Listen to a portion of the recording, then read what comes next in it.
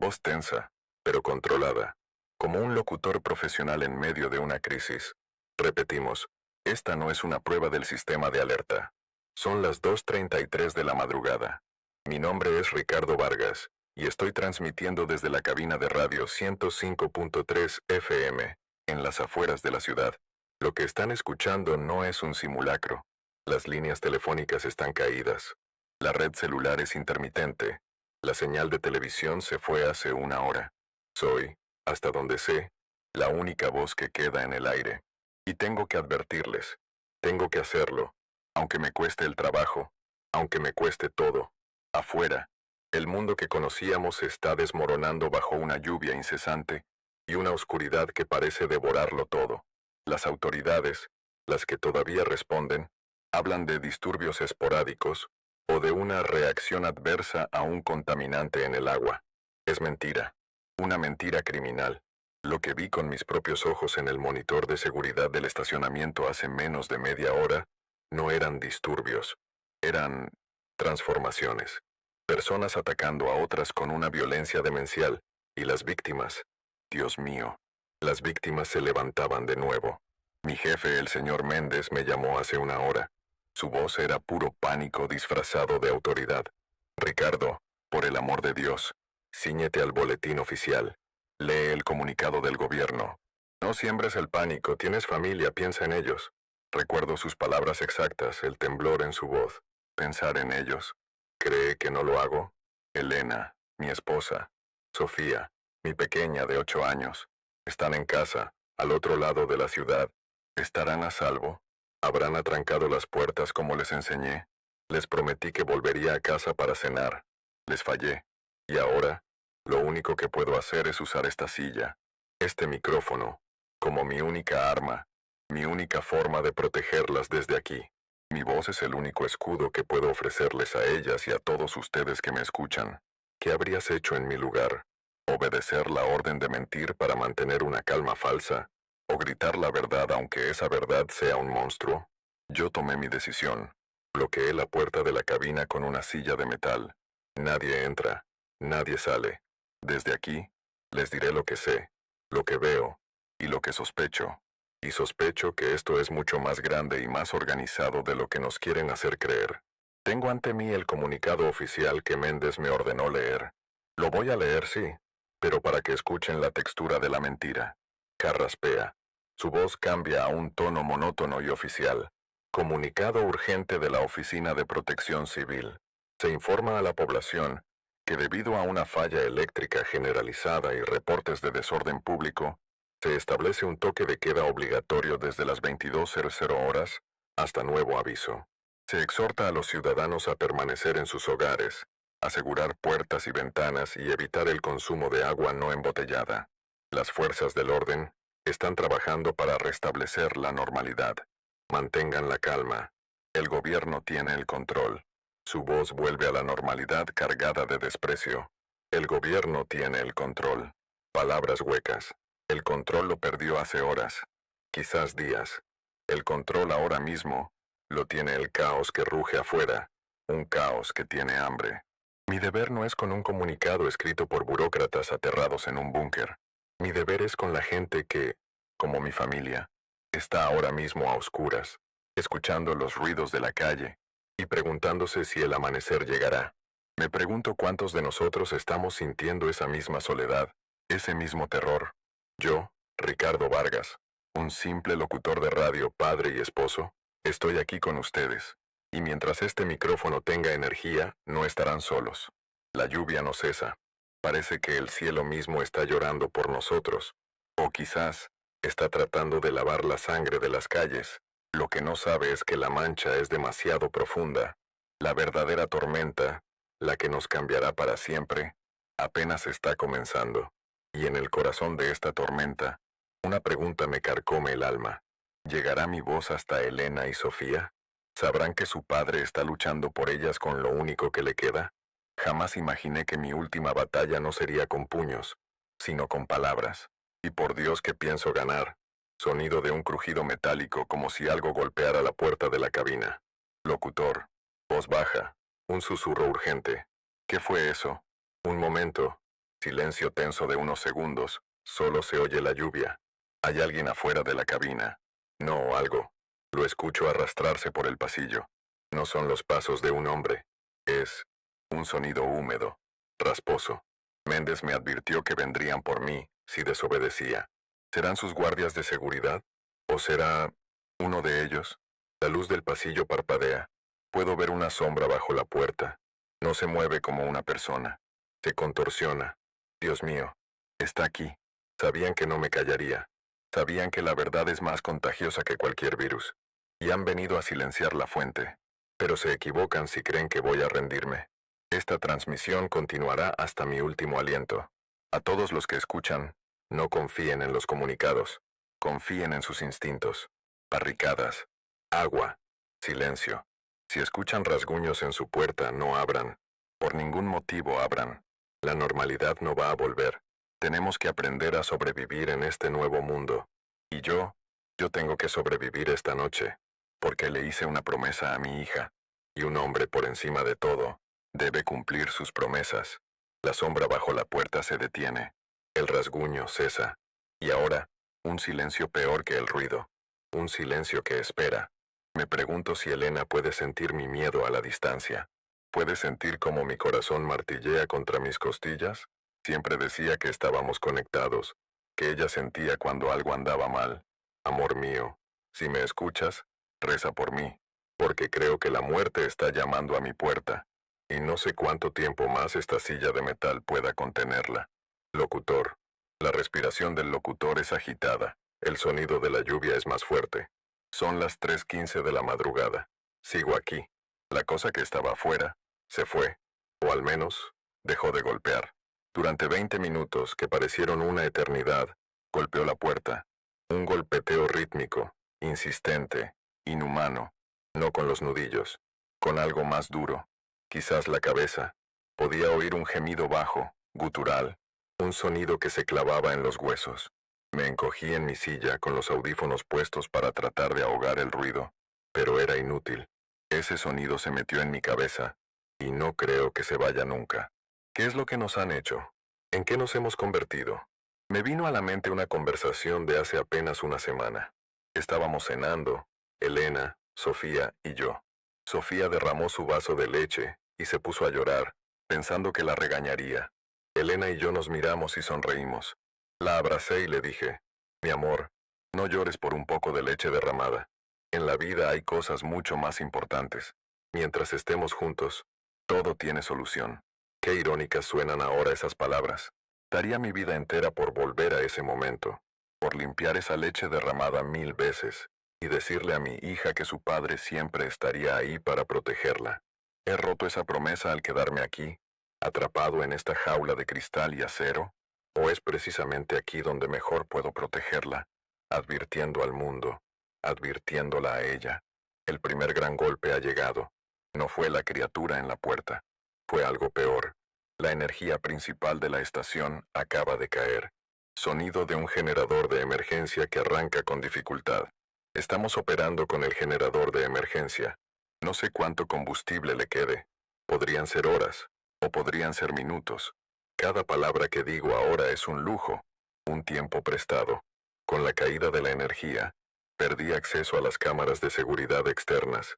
Estoy ciego. Solo tengo esta cabina, este micrófono, y la débil luz de emergencia que parpadea sobre la consola. Y hay algo más. Antes de que todo se apagara, alcancé a ver el registro de llamadas entrantes de la oficina de Méndez. Había una llamada recurrente, cada 15 minutos, desde un número con una extensión que no reconocí. No era del gobierno. El prefijo era corporativo. Omnicorp, la farmacéutica gigante. La misma que ha estado en las noticias por sus experimentos genéticos y sus litigios multimillonarios. ¿Qué tiene que ver Omnicorp con todo esto? ¿Es posible que el contaminante en el agua del que hablaba el gobierno sea en realidad un producto de ellos? ¿Un experimento fallido? O peor, un experimento exitoso.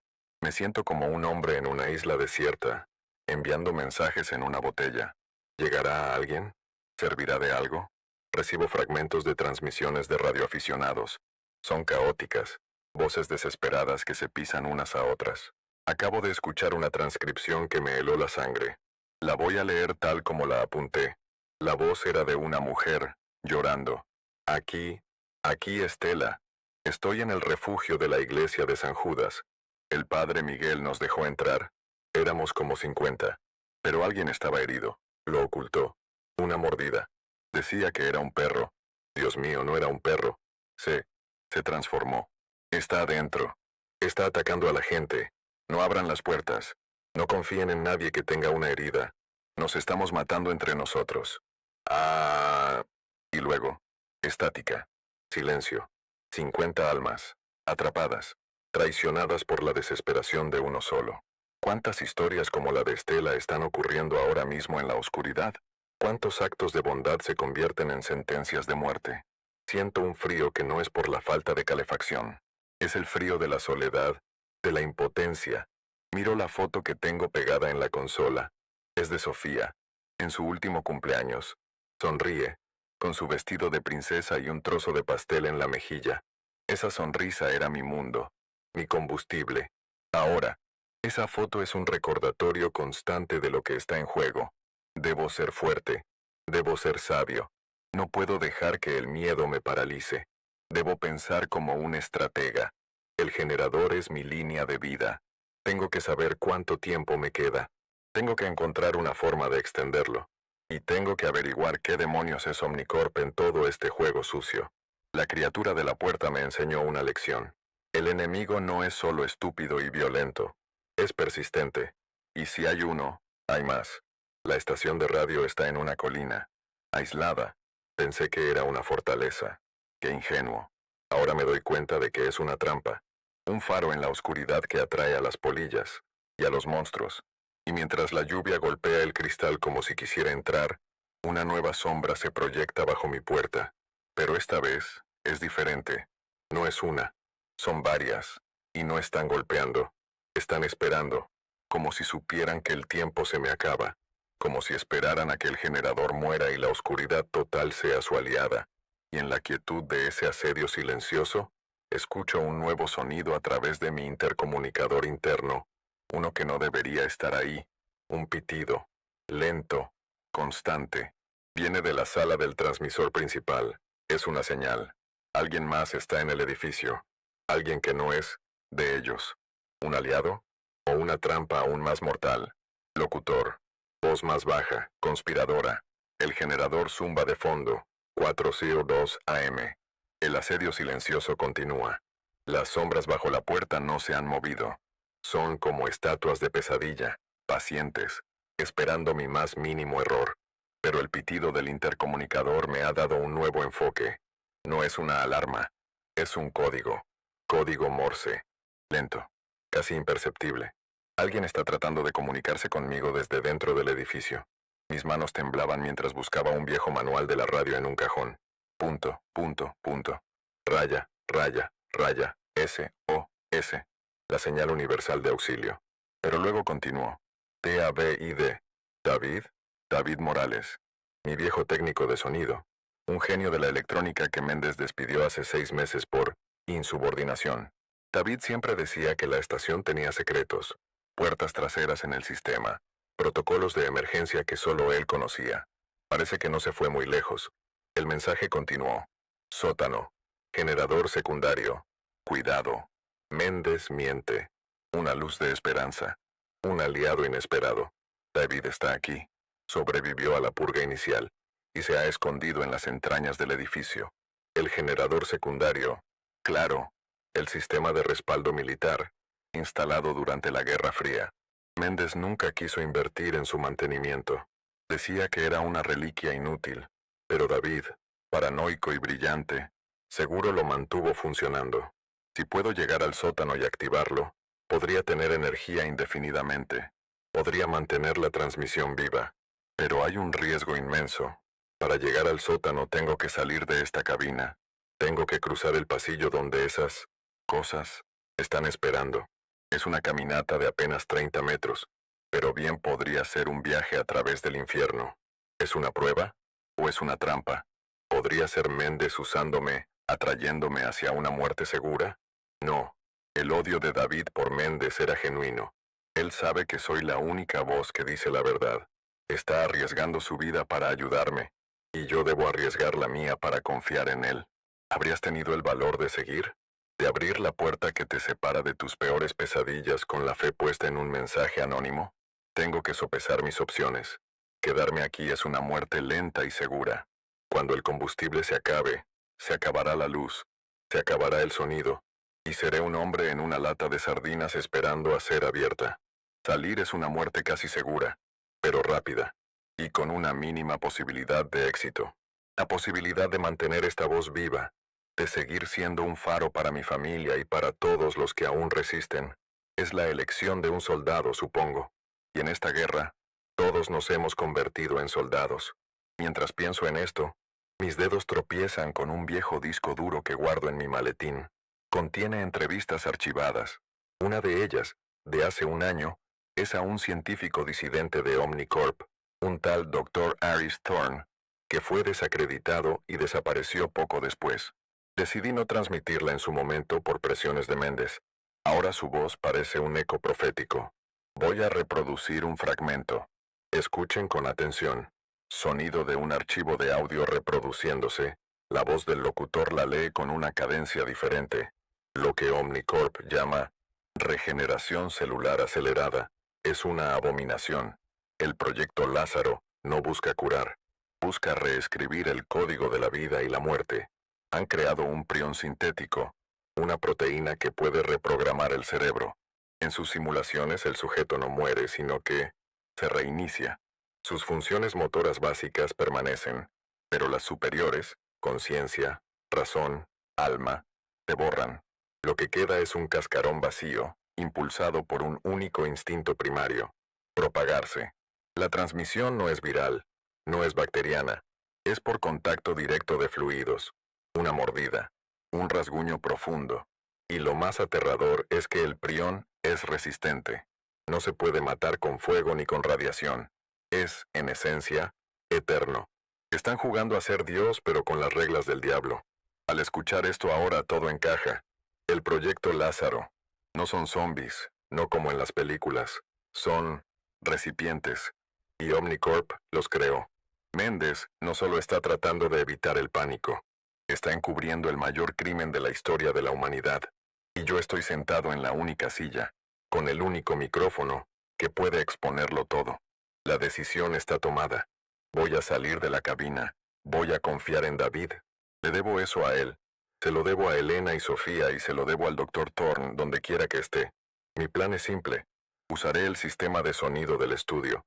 Puedo reproducir un sonido de alta frecuencia, un pitido agudo, en los altavoces del otro extremo del pasillo.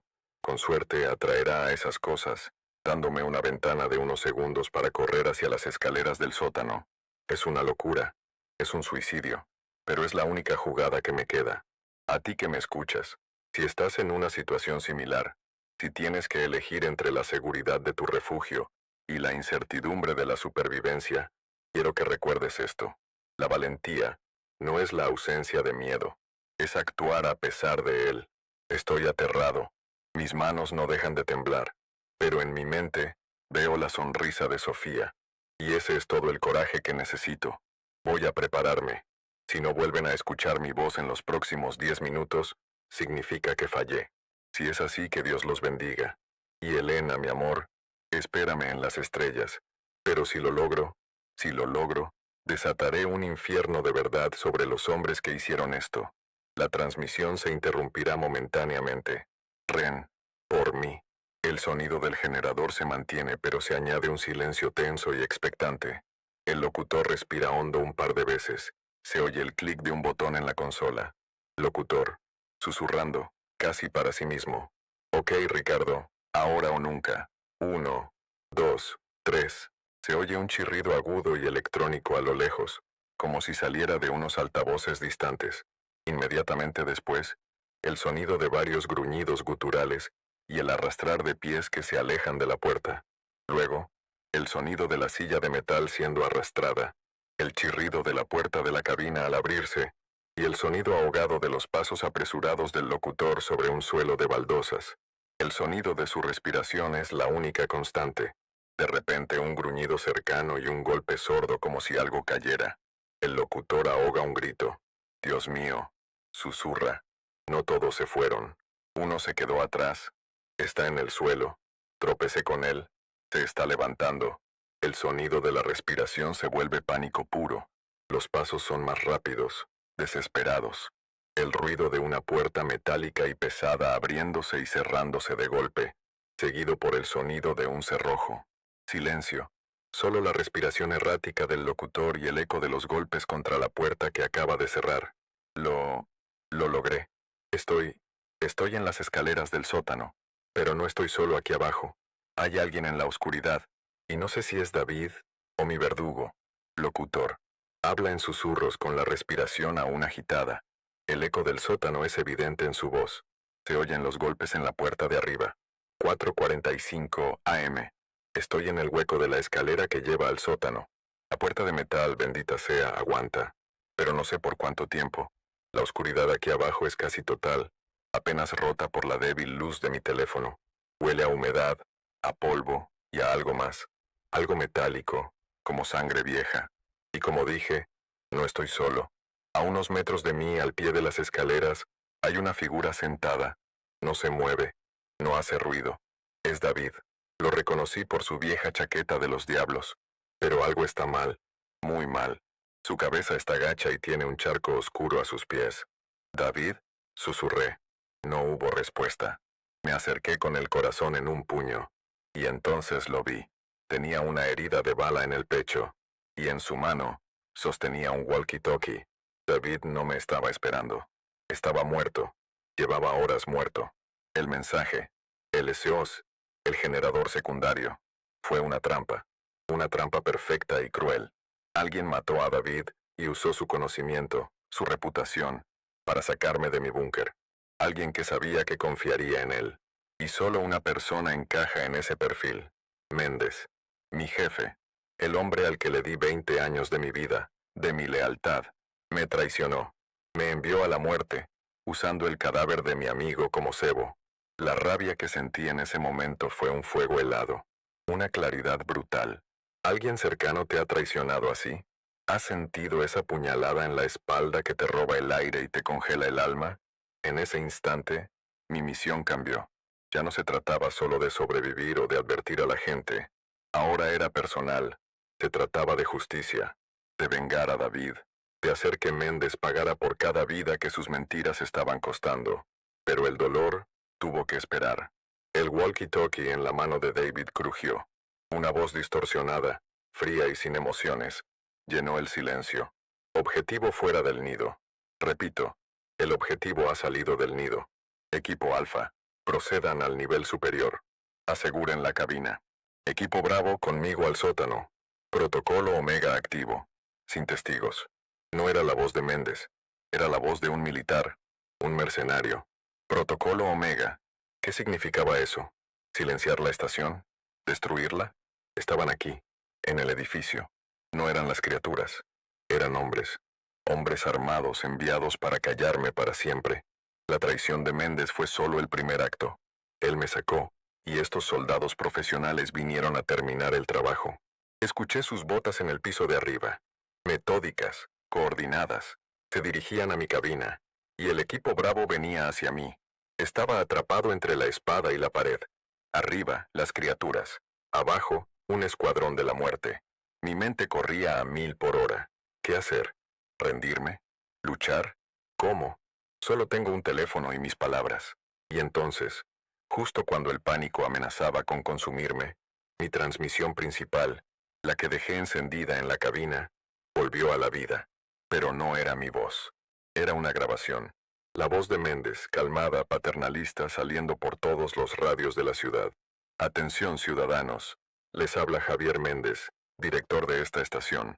Lamento informarles que nuestro locutor, Ricardo Vargas, ha sufrido una crisis nerviosa debido a la presión de los eventos recientes. La información que ha estado difundiendo es falsa, producto de su estado alterado. Les pedimos ignoren sus advertencias. Las zonas seguras designadas por el gobierno, en los estadios y centros comerciales, son completamente fiables. Por favor, diríjanse allí en orden. Repito, Ricardo Vargas no está bien. No le hagan caso. Me quedé sin aliento. No solo me había traicionado, me estaba desacreditando. Me estaba convirtiendo en un loco ante los ojos del mundo, ante los ojos de mi propia familia. Y lo peor, estaba enviando a la gente a trampas mortales. Los estadios, los centros comerciales, lugares cerrados, fáciles de contener, de convertir en mataderos. Ese cobarde estaba cometiendo un genocidio por órdenes de Omnicorp. Fue la gota que derramó el vaso. La ira desplazó al miedo. No me iban a callar. No iban a usar mi nombre para engañar a la gente. Busqué a tientas en la oscuridad, junto al cuerpo de David. Sabía que él siempre llevaba consigo un kit de herramientas. Y lo encontré. Una llave inglesa pesada y fría. No era un arma, pero tendría que servir. Escuché los pasos del equipo Bravo bajando las escaleras. Eran 3, por el sonido de sus pisadas. Apagué la luz de mi teléfono y me pegué a la pared, en la más profunda de las sombras, junto a un viejo armario de metal. El olor a sangre de David estaba en el aire. Mi propio corazón retumbaba en mis oídos. Sostuve la llave inglesa con ambas manos, sintiendo su peso, su promesa de violencia. Ya no era Ricardo Vargas, el locutor. Era un animal acorralado, un padre defendiendo a su camada, un hombre que no tenía nada que perder. Las linternas de sus rifles cortaron la oscuridad, barriendo el sótano. Se acercaban, y mientras sus luces bailaban sobre las paredes húmedas, solo podía pensar en una cosa. Méndez había elegido las armas equivocadas para esta pelea. Él tenía soldados y mentiras, pero yo tenía la verdad, y estaba a punto de convertir esta estación de radio en un infierno para ellos. Jamás imaginé que esas palabras de traición de Méndez no me destruirían, sino que forjarían en mí un arma que ni él ni sus amos de Omnicorp podrían controlar. La puerta de arriba se abrió de golpe. Las criaturas, atraídas por el ruido de los soldados, comenzaron a entrar en el hueco de la escalera, y yo estaba en medio de todo, y cuando el primer soldado pasó frente a mi escondite, supe que ya no había marcha atrás. Locutor, voz grave, llena de una calma peligrosa. De fondo, se oyen disparos ahogados y distantes y el gruñido ocasional de las criaturas. 5:17 AM. El sótano se convirtió en una carnicería. Cuando el primer soldado pasó a mi lado, salí de las sombras. El miedo había sido reemplazado por una furia fría y precisa. Lo golpeé en la nuca con la llave inglesa. Cayó sin hacer ruido. Su compañero se giró, sorprendido, y en ese segundo de duda, las criaturas que bajaban por las escaleras se abalanzaron sobre él. Un caos de gritos y disparos llenó el espacio cerrado. El tercer soldado, el líder, me vio. Apuntó su rifle. Pero yo ya me estaba moviendo, usando los viejos generadores como cobertura. Él estaba atrapado entre el avance de los infectados desde las escaleras, y yo, un fantasma en la oscuridad. El walkie-talkie del soldado caído crujió a mis pies. Lo recogí. Era mi oportunidad. Presioné el botón. Equipo Bravo, respondan. ¿Cuál es su situación? Era la voz del mercenario de antes. Le respondí disfrazando mi voz, haciéndola sonar entrecortada por el pánico. Nos han emboscado. Hay docenas de ellos. David no estaba solo. Es una trampa. Silencio en la otra línea. Luego, equipo Alfa, repliéguense a la entrada. Aborten la misión de la cabina. Cel en el sótano. Repito, cel en el sótano. Damos al objetivo por perdido. Funcionó. Los engañé. Escuché el sonido de una pesada puerta de acero cerrándose arriba. Me habían encerrado. Con una docena de infectados. El líder del equipo Bravo y el cuerpo de mi amigo David. Pero estaba vivo. Y tenía un rifle de asalto y un radio. El juego había cambiado. El líder de los mercenarios y yo jugamos al gato y al ratón en la penumbra del sótano durante varios minutos. Él era un profesional, pero yo conocía cada rincón de este lugar, cada tubería, cada conducto. Él tenía entrenamiento, pero yo tenía 20 años de caminar por estos pasillos. Usé el sistema de ventilación para hacerle creer que estaba en otro lado, tirando una tuerca por un conducto para que el sonido resonara lejos de mí. Y mientras él apuntaba a las sombras, yo ya estaba detrás de él. No lo maté. No soy un asesino. Lo golpeé con la culata del rifle y lo dejé inconsciente. Lo registré. Encontré una tarjeta de acceso, Omnicorp, y un teléfono satelital. En la pantalla, un mensaje reciente de un contacto guardado como JM, Javier Méndez. El mensaje decía, confirma eliminación. El paquete Lázaro no puede ser rastreado hasta nosotros. Borra la fuente. El paquete Lázaro. La fuente. Era yo. No solo querían silenciarme, querían borrar toda evidencia de que Omnicorp estaba detrás de la plaga. Mi transmisión era el único hilo suelto en su operación de encubrimiento. Con el sótano asegurado momentáneamente, tuve tiempo de pensar. La verdad que había descubierto era monstruosa. No era un accidente. Era un plan. Liberar el virus. Generar caos. Y luego seguramente aparecer con la cura. Una cura que venderían al precio que quisieran. Controlar la enfermedad, y la cura es controlar el mundo. Me senté junto al cuerpo de David, el rifle en mi regazo, y por primera vez en horas, las lágrimas corrieron por mi rostro. Lloré por mi amigo, por la inocencia perdida, por el mundo que le estaban robando a mi hija. Mi lucha ya no era solo por mi familia, era por la humanidad entera. ¿Se dan cuenta del poder de una sola voz cuando se atreve a decir la verdad en un mundo de mentiras? Recordé una frase de un viejo libro de filosofía que leí en la universidad. En tiempos de engaño universal, decir la verdad es un acto revolucionario. Yo, Ricardo Vargas, me había convertido sin quererlo en un revolucionario. Mi cabina de radio era mi trinchera, y las ondas de radio, mi munición. Activé el generador secundario de David, el sistema de respaldo militar. Las luces del sótano se encendieron con un zumbido potente y estable. Tenía energía, tenía un arma, tenía la verdad. Usando la tarjeta de acceso de Omnicorp, logré acceder a la red interna de la estación a través de una terminal de mantenimiento. Y lo que encontré me dejó helado. Protocolo Omega no significaba solo eliminarme, significaba esterilizar la instalación. En el techo de la estación hay una antena de microondas, usada para transmisiones satelitales. David siempre bromeaba diciendo que era lo suficientemente potente como para freír un huevo a 1 kilómetro de distancia. El equipo Alfa no iba a mi cabina a capturarme. Iban a activar esa antena a máxima potencia, dirigida hacia adentro. Cocinarían el edificio entero desde arriba borrando toda evidencia biológica y electrónica, incluyéndome a mí. Y el reloj en la terminal indicaba que la secuencia de activación comenzaría en 30 minutos. Al amanecer, Méndez no solo quería matarme, quería borrarme de la existencia. Escuché al mercenario que había noqueado empezar a moverse. Lo até con unos cables viejos. Estaba despertando. Sus ojos, fríos y profesionales, se fijaron en los míos. No había miedo en ellos. Solo cálculo. ¿Qué quieres?, me preguntó. Su voz era una lija.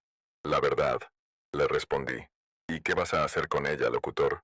¿Leérsela a los muertos? Sonrió. Una mueca horrible en la penumbra. No, le dije acercando el micrófono de mi teléfono para grabar su voz. Te la voy a leer al mundo entero. Y tú vas a ser mi primera fuente. Vas a contarme todo sobre el proyecto Lázaro, sobre Omnicorp, sobre Méndez, o te dejaré aquí para que mis nuevos amigos, que rascan la puerta, te hagan compañía. La elección es tuya. Su sonrisa se desvaneció. El sonido de los arañazos en la puerta de acero del sótano se hizo más fuerte, más frenético, y en ese momento, bajo la luz parpadeante de un generador de la Guerra Fría, comenzó mi verdadera entrevista. La entrevista que expondría a los monstruos que vestían trajes y corbatas. La verdad revelada en ese instante rompió todo lo que yo creía sobre el orden y la justicia, y supe que para sobrevivir, tendría que convertirme en algo más que una víctima. Tendría que convertirme en un cazador, locutor, voz firme, decidida. El zumbido del generador es constante. Ya no hay miedo en su tono, solo una resolución de acero. 6:40 AM. El amanecer está llegando. Un amanecer gris y lluvioso sobre un mundo que ya no es el mismo. La entrevista con el mercenario, cuyo nombre es Kael, fue reveladora. Al principio se negó a hablar, pero el sonido de la docena de infectados arañando la puerta del sótano es un gran motivador. Me contó todo. El proyecto Lázaro era un arma biológica diseñada por Omnicorp para ser vendida al mejor postor. Una forma de desestabilizar gobiernos sin disparar una sola bala.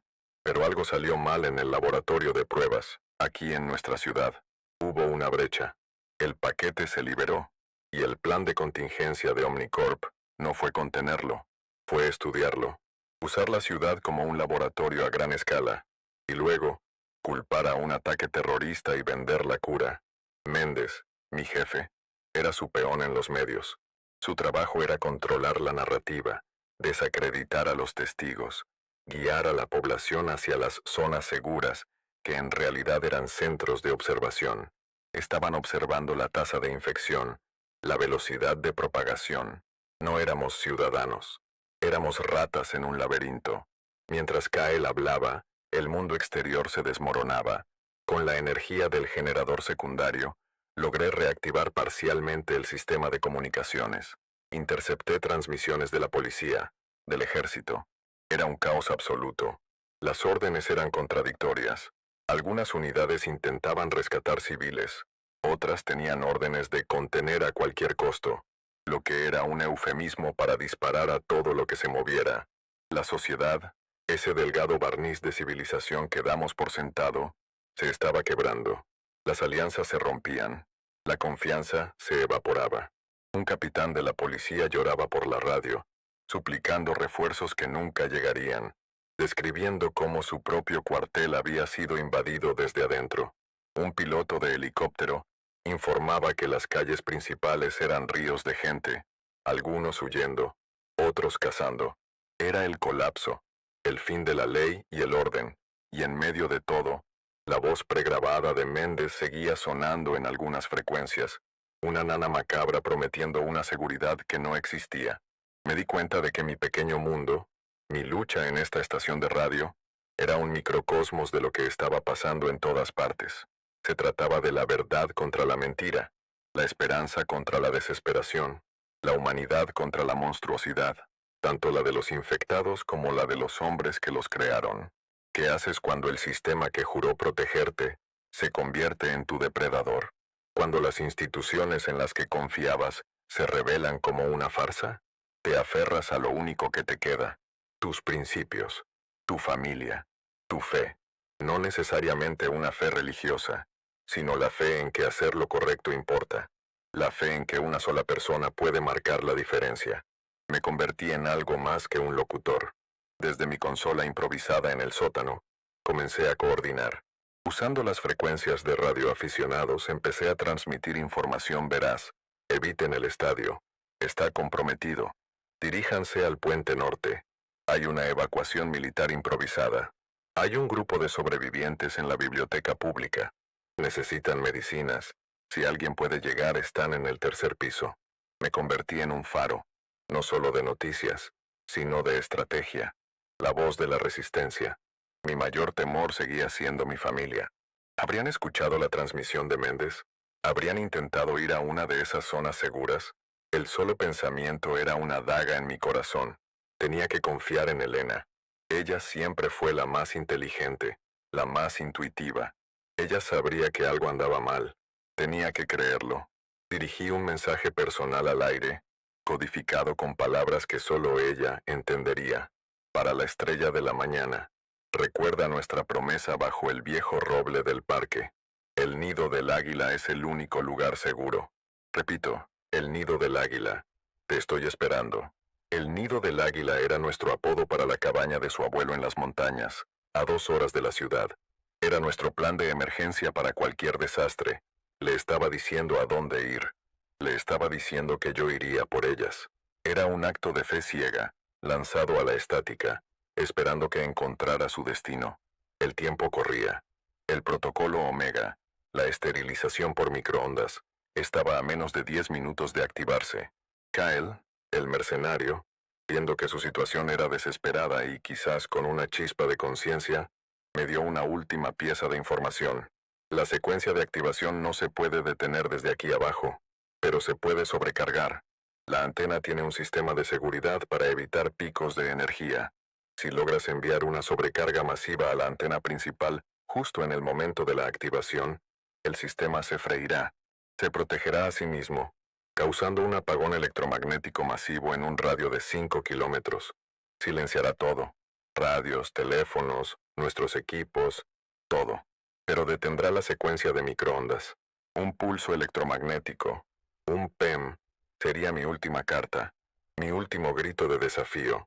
Silenciaría a Méndez, a Omnicorp y a mí mismo, pero me daría la oportunidad de salir de aquí con vida, en medio del caos electrónico que crearía.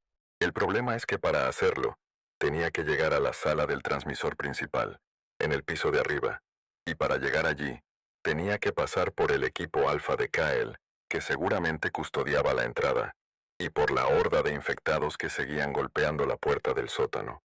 La situación era imposible, pero la palabra imposible había perdido su significado para mí en las últimas horas. Miré la foto de Sofía en mi teléfono, su sonrisa, mi propósito. Ya no tenía miedo a la muerte. Mi único miedo era fallarles, y eso no iba a suceder. Usando los planos de la estación que David tenía guardados en la terminal, encontré mi camino. Un viejo conducto de servicio, estrecho, oscuro, lleno de telarañas, pero me llevaría justo detrás de la sala del transmisor. Era hora de dejar de hablar y empezar a actuar. Mi última transmisión desde el sótano fue breve y directa. Aquí Ricardo Vargas. Esto no es un adiós, es un hasta luego. Voy a apagar las luces de los mentirosos. Busquen refugio. Ayúdense unos a otros. Reconstruyan. Y nunca, nunca dejen que les quiten la verdad. Volveré. Y con eso, me metí en la oscuridad del conducto. El silencio de ese túnel metálico era ensordecedor. Y en ese silencio, me di cuenta de que el mundo ya no necesitaba un locutor. Necesitaba un líder. Y aunque me temblaran las manos, iba a ser ese líder. Locutor.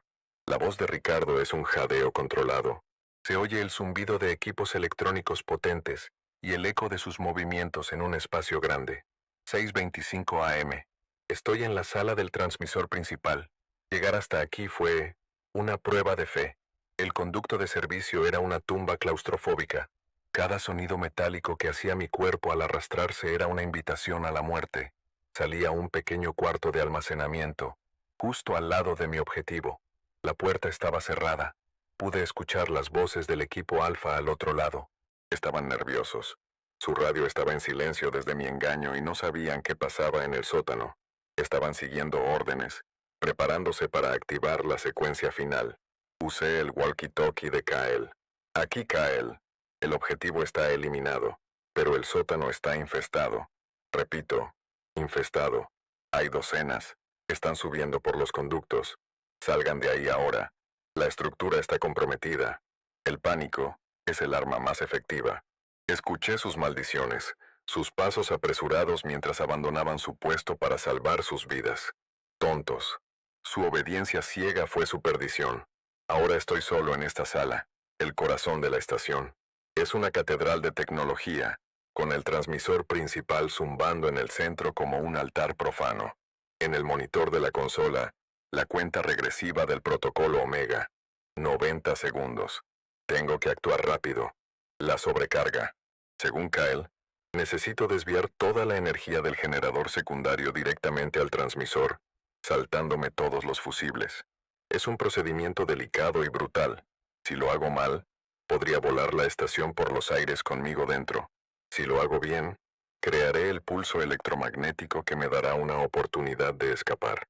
Mientras mis manos vuelan sobre el panel de control, conectando cables, abriendo paneles que no debería abrir, mi mente está sorprendentemente clara. Pienso en todos los momentos de mi vida que me trajeron hasta aquí. Las clases de electrónica en la preparatoria que odiaba, las noches en vela aprendiendo los secretos de la radio, las conversaciones con David sobre protocolos de emergencia, por si los rusos volvían. Nada es en vano.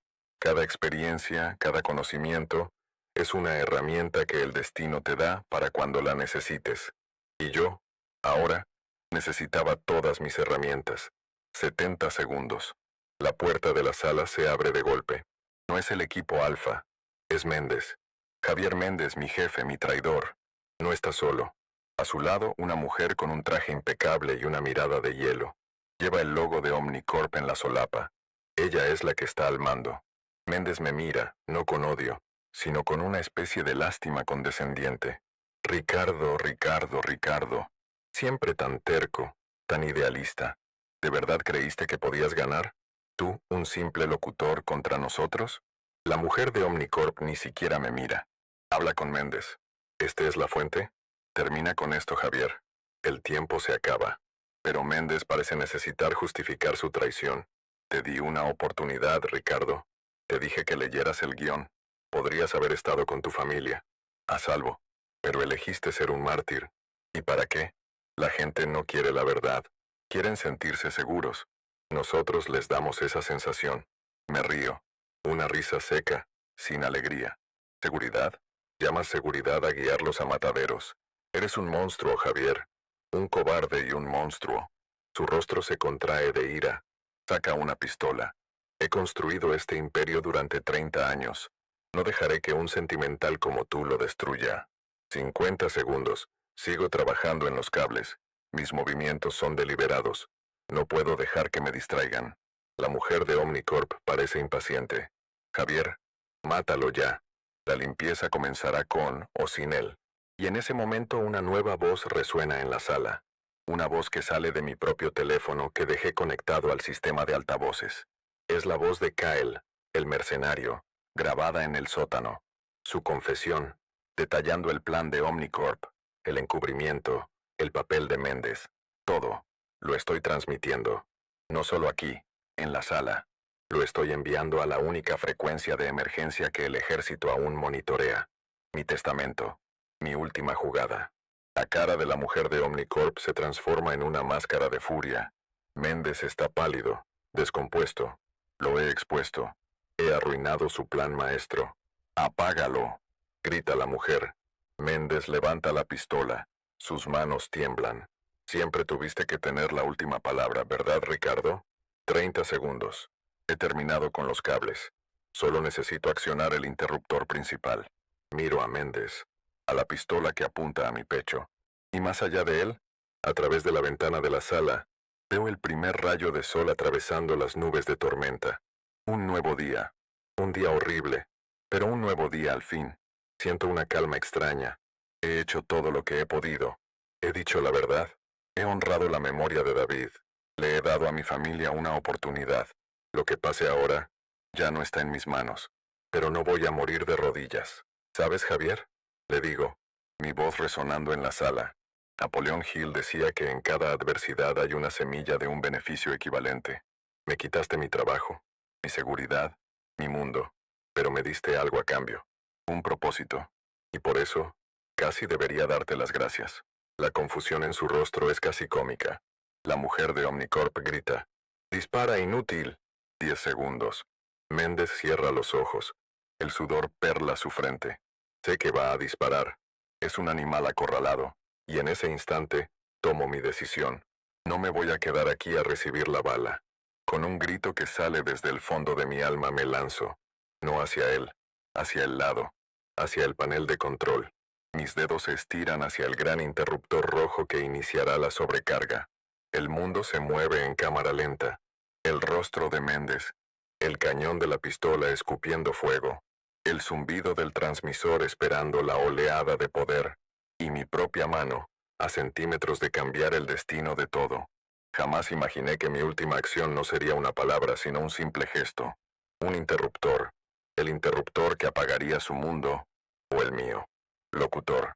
La voz de Ricardo es rasposa, cansada pero triunfante.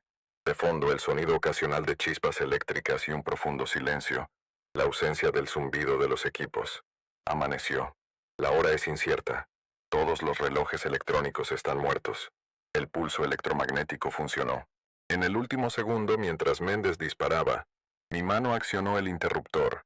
Sentí una sacudida eléctrica brutal recorrer mi brazo y luego, una luz blanca y cegadora lo llenó todo.